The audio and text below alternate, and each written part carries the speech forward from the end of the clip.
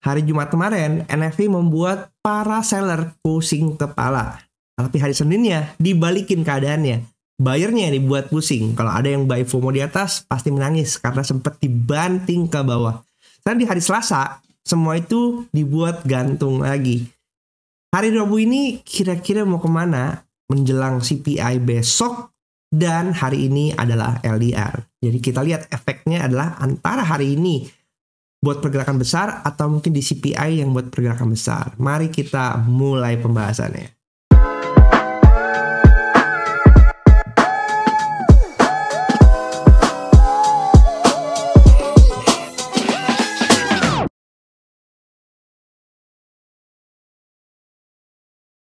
Hai guys, balik sama gue Ilham Sudana, dan hari ini kita akan kembali mapping area-area yang menjadi titik krusial penting, dan kita lihat juga strukturnya seperti apa, kira-kira gold akan kemana. Tapi sebelum mulai, gue mau berterima kasih kepada XM yang udah mensponsori video ini. Buat kalian yang lagi mencari broker, kalian bisa mampir mencoba XM, karena menurut gue ini udah sangat familiar ya, fasilitasnya banyak. Nggak cuma komoditas gold, silver, tapi juga ada forex dan juga kripto. Bisa 1:1000 dan bonus tinggal 5.000. Dan menurut gua salah satu yang bisa menjadi daya tarik adalah bonus deposit tinggal 50% plus 20% lagi. Jadi misalnya kalau kalian mau trading, tapi modal kalian terbatas, kalian bisa memanfaatkan promosi ini. Tapi ingat, bonus nggak dapat ditarik. Hanya profit yang bisa ditarik. Kalian bisa baca penjelasannya, dan juga ada XM Competition yang bisa kalian ikuti sekaligus menunjukkan kapasitas dan kompetensi kalian ketika trading. Jadi nggak usah komentar-komentar menjadi yang sok si paling analisis, tapi tunjukin aja dalam kompetisi. So buat kalian yang penasaran, kalian bisa cek linknya di kolom video description. Langsung aja kita mulai ke videonya.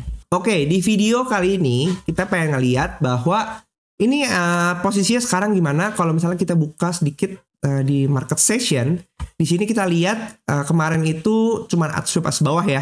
Jadi ini gantung banget posisinya, ada sideways lagi di area di sini ya. Nah ini area sideways. Area 2369 sampai 2350-an. Ini masih digantung ya. Problem masih kepentok di area base yang di sini juga.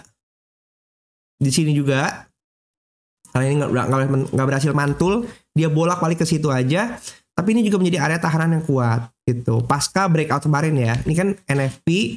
Dia breakout ke atas. Walaupun ini sebenarnya udah termitigasi di sini.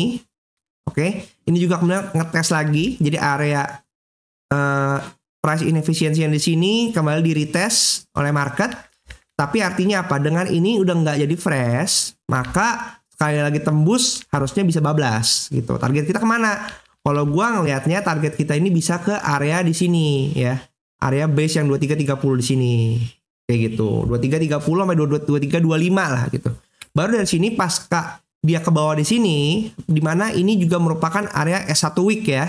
Nah, ketika kita ngomong sekarang hari Rabu, maka hari Rabu ini masih dalam timing busur weekly. Jadi, satu kali pergerakan ke bawah sampai S1 week itu masih valid untuk mendukung pergerakan weekly yang hukum jikanya up. Kalau kalian udah nonton video gua yang sebelumnya tuh hari apa ya di sini. Nih, video yang ini kalian pasti tahu bahwa kita ada di hukum jika week yang hukum jikanya up ya, artinya dalam timing besok bisa jadi kita naik ke atas nih untuk mengejar HB weekly-nya sampai R1 weekly 2406.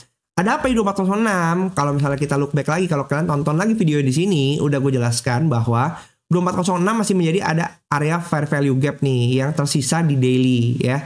Pertanyaannya kemarin adalah apakah kemarin itu market itu mau menyelesaikan fair value gap yang kecil di sini dulu. Nih, di sini. Ya kan, tutup dulu di sini. Baru dia naik ke atas atau dia langsung bablasin ke atas. Tahu-taunya memang hari Senin itu market langsung ke bawah ya, nelosor terus-terusan nih. Kalau kita lihat di daily sendiri, hari Senin kemarin ini gede sekali. Walaupun dia jatuhnya perahu kecil ya, karena dia nggak ngebreak atas bawahnya, ini candle besar sekali ya. Tapi dia membuat bearish candle yang kuat kayak gitu. Dan kemarin itu pasca Powell cuap-cuap, dia hanya sweep low-nya ya, kemudian membuat candle doji di sini. Sekarang posisinya bisa jadi ini sweep karena ini posisinya hukum jikanya up ya. Jadi kita targetnya adalah high before daily ini R1 gitu. Kalau kita perhatiin di H1-nya bisa jadi dengan posisi yang sekarang dia cenderungannya ke atas. Ini kalau kita perhatikan Asia udah diambil ya.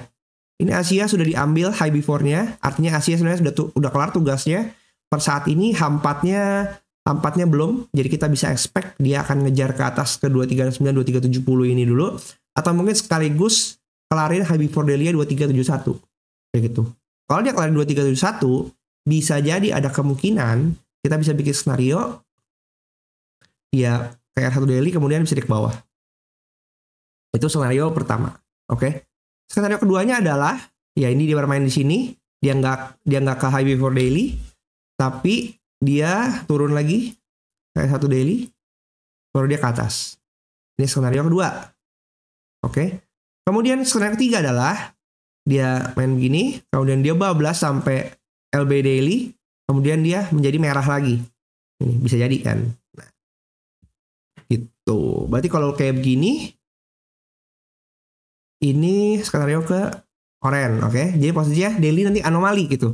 Tapi ada skenario lagi keempat adalah dia ngambil kelarin R1 daily-nya, kemudian dia break bawah, kemudian dia turun ke bawah begini. Artinya di sini dia akan menjadi perahu besar daily-nya. Karena apa? Daily-nya kecil ya.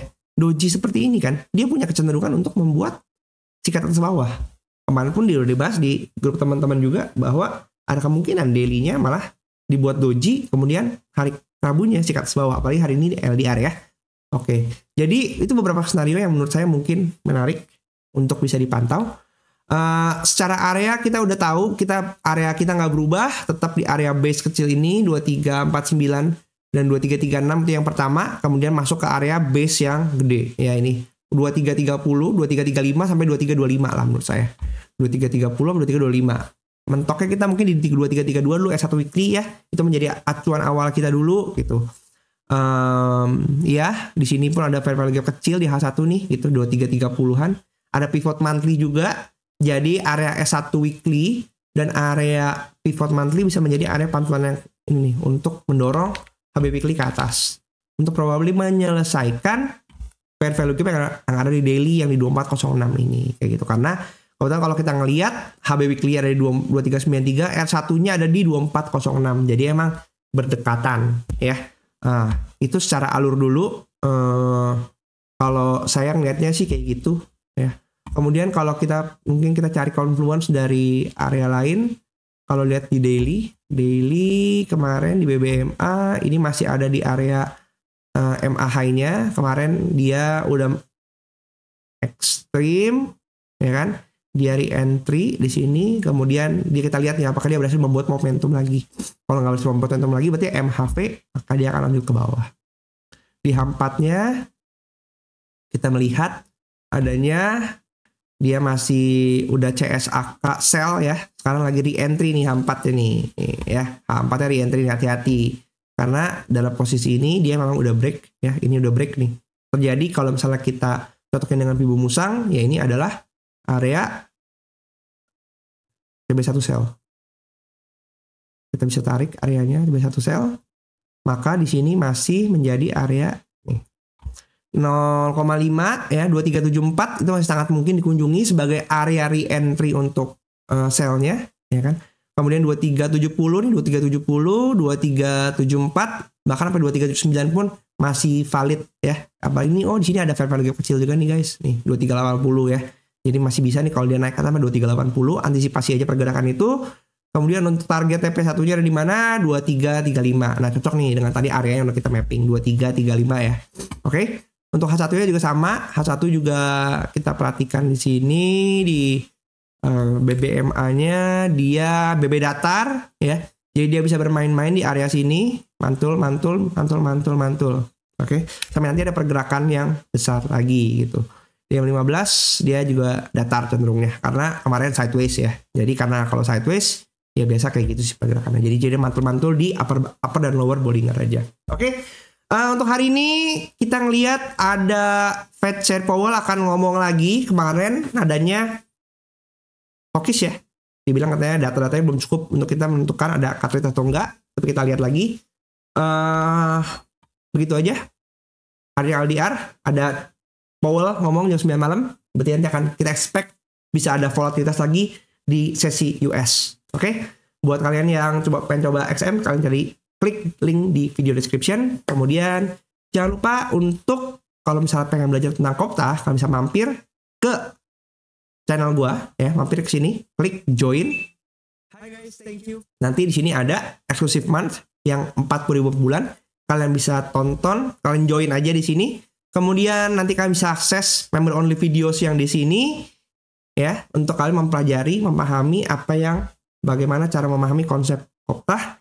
Dan sampai jumpa di video selanjutnya. Bye.